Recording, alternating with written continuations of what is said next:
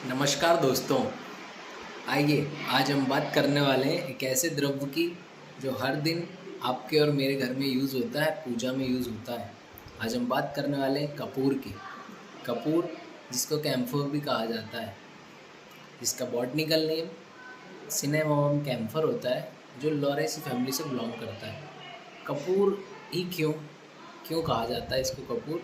तो एक ऐसा द्रव्य जो मल, कफ, पित्त, विष इन सबको दूर करने के लिए बहुत अच्छा है और साथ ही साथ ये आपके वीर्य की भी वृद्धि करता है, इसलिए इसको कपूर कहा गया है।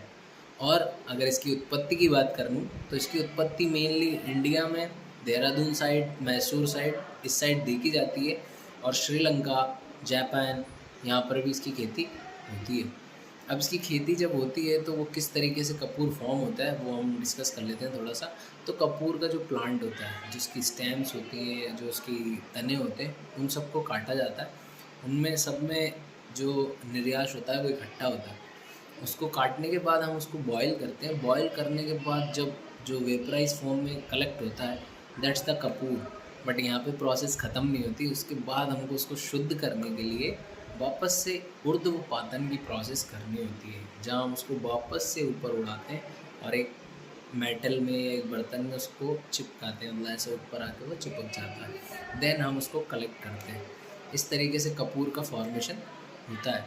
अब कपूर का फॉर्मेशन होने के बाद कुछ उसकी प्रॉपर्टीज़ होती हैं जो आप सबको पता होगा।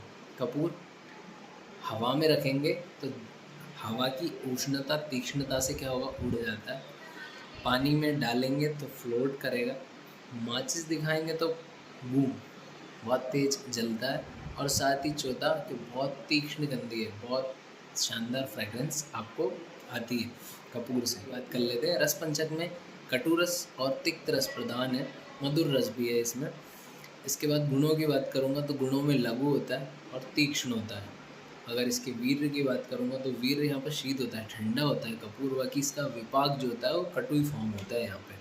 इस प्रकार से अगर अब दोष कर्म पे काम कैसे करेगा तो त्रिदोष पे, वात पित्त कफ तीनों पे काम करने वाला है, तीनों को हरने वाला है, तीनों को शांत करता है।